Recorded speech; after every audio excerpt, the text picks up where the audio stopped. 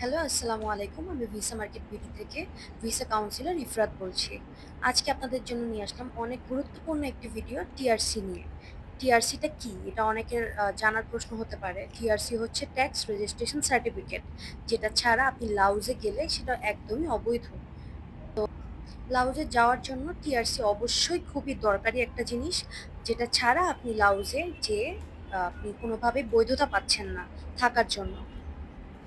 আপনি যদি work permit ভিসায় বাহিরে যেতে চাচ্ছেন, বিশ্বস্ততার মাধ্যমে স্বল্প সময়ে স্বল্প খরচে কোত্থেকে শুরু করবেন, কোন এজেন্সিতে যাবেন সেটা বুঝতে পারছেন না, তাহলে আপনার জন্য এই ভিডিওটি।